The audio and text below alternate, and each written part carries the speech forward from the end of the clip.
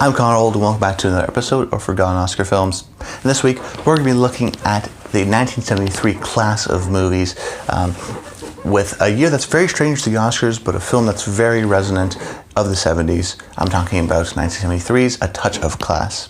So if you're new to the series, what I do every single week is I look at the Best Picture nominees of a certain year, and I look at a film that I've never heard of, and I talk about the Oscar history and how that fits into the year and some of the other nominees, but also give sort of my critical thoughts on the movie and where it holds up today and sort of why it's been forgotten, and look at sort of why this film has not been remembered, but something like the other nominees like The Exorcist has been.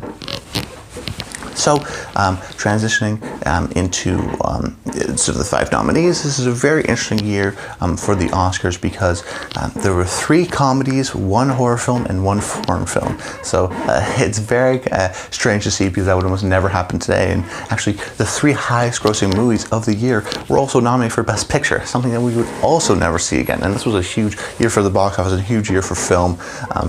So I think the Oscars definitely have to recognize that, but that's a theme throughout the 70s we see, is that there's always the highest grossing movies of the year was always nominated or was close to getting a Best Picture win. And in this case, the Best Picture went to The Sting, which was the 2nd highest grossing movie of the year, right behind The Exorcist, another nominee. But this film, I feel like, going back on the Oscar history, definitely seemed like it was the winner. It fit the sort of mold. At the time, in the 70s, as you read some of these National Film Reviews or Golden Globes, they are not super accurate. They are not great predictors as they are sort of today, and they sort of want to follow sort of a certain trend. They do go their own way. Of course, to give a sense of the awards movies, but not necessarily the clear-cut Best Picture winner. Usually, I guess, what DGAs would really determine it back in the day. However, this year, just looking back on it, it seemed like this was the year for The Sting because it's a movie that's fun, it's classy, it's quick, it moves at a great pace, it's very well made, and of course it's by director George Roy Hill and stars Robert Redford and Paul Newman. Of course, this team of people also made 1969's Butch Cassidy and the Sundance Kid, which was the #1 grossing movie of that year and was nominated for Best Picture in 1969. So a few years later, they come back, they make another huge movie, even bigger than Butch Cassidy. Another critically acclaimed. So I feel like this was their time because the Oscars wanted to recognize that they were so well in the pocket. Another film, the second one, of course, was The Exorcist that I already mentioned. This was one of the scariest movies of all time, a seminal horror movie, always seen as one of the great horror movies, a film that I really enjoy. I covered it on Old, which was an episode you can check out right now. So I didn't want to cover Exorcist because, of course, it's such a huge film, and a horror films are sort of interesting to see. And you see some news footage. It really was a national phenomenon. People lined around the block. It was very interesting that way. And then another film that was nominated is American Graffiti. This is from a little director known as George Lucas, who was the director of Star Wars. So, if you're a fan of Star Wars, like so many people are, and like I am, of course, you want to check out his filmography. And American Graffiti is seen as one of his sort of good, his better movies pre-Star Wars. So a lot of people definitely have checked it out. And plus, it was a huge hit at the time. It stars Ron Howard, sort of an inspiration to Dazed and Confused. I really enjoyed American Graffiti, and I'd already seen it. So really, I was, these 3 films, like I said, are the 3 highest grossing movies of that year.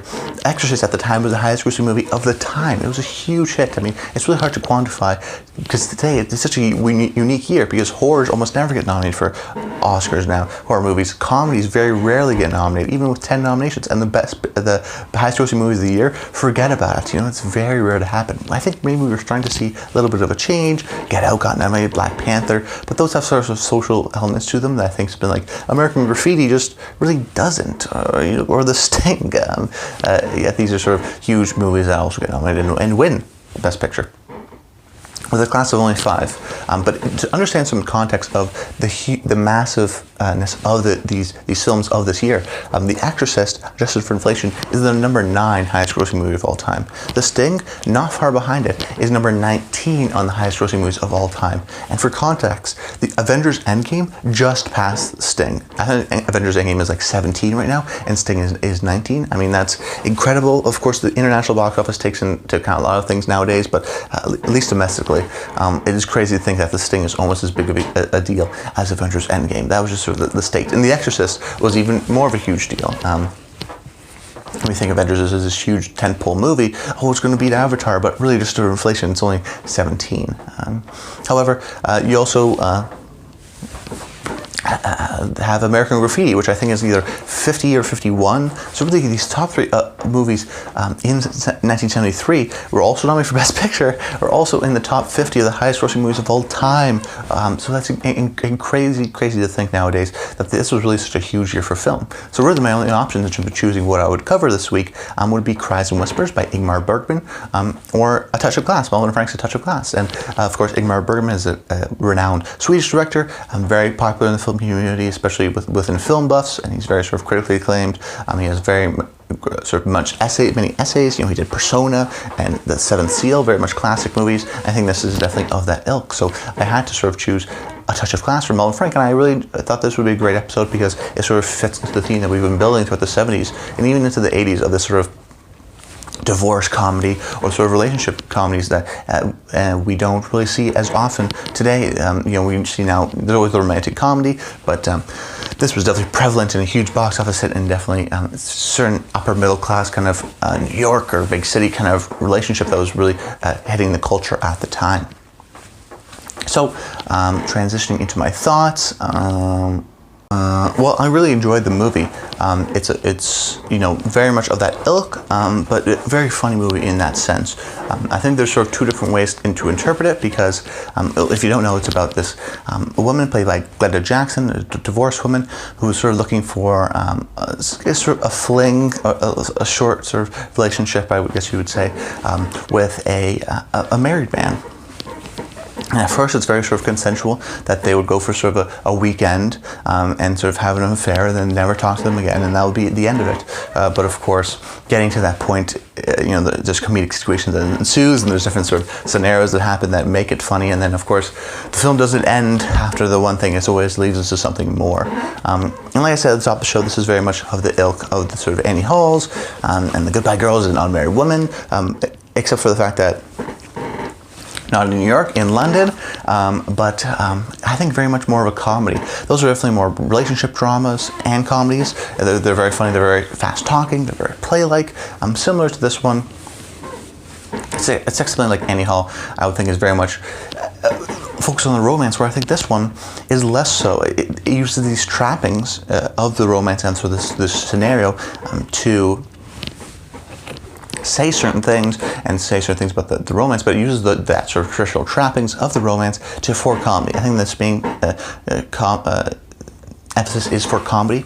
I would almost liken it to something like the Wedding Crashers, where it's very much a comedy, and then you focus more on the romance parts later on. But in regards to the film, I think there's two ways to interpret it, because the main character of the man, or he's not the main character, the co-lead of the man is very much so an unsympathetic character, I would say. He's cheating on his wife. It's very hard for you to sympathize with him.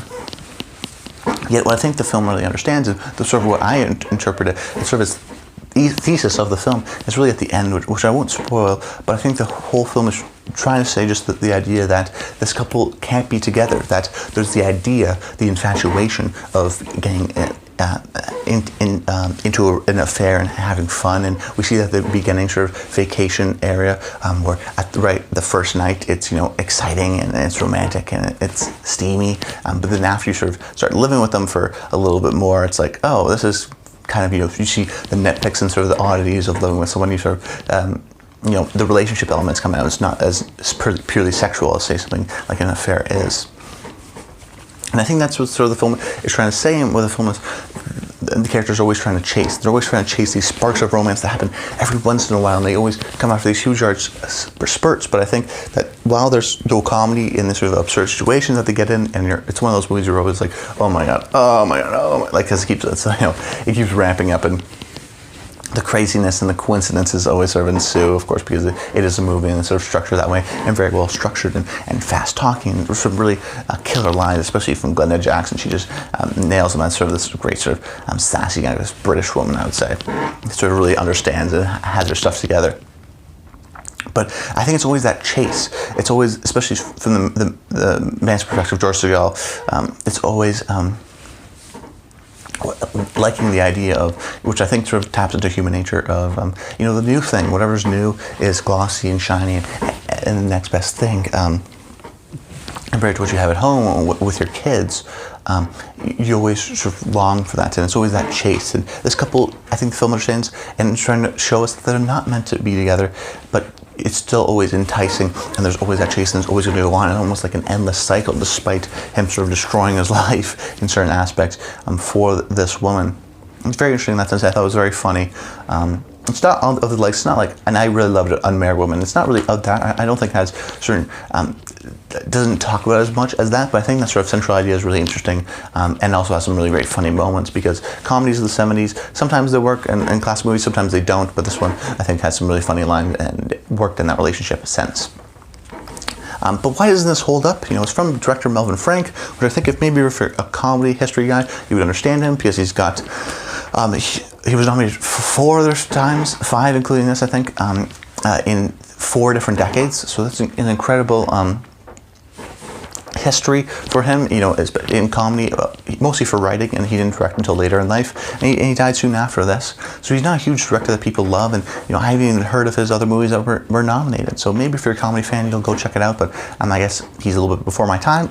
And then the 2 stars, Glenda Jackson, I know she became sort of more of a theater actor, and then went to politics later in life, and George Segal, he shows up here and there, but they're definitely not seen as these leading stars. I think that's sort of a situation we see with An Unmarried Woman. It's very much a situation where it's a director I've never heard of with stars I've never heard of, making sort of this very much typical 70s romantic drama that they're very good at the time, but the genre has completely pretty much gone away today.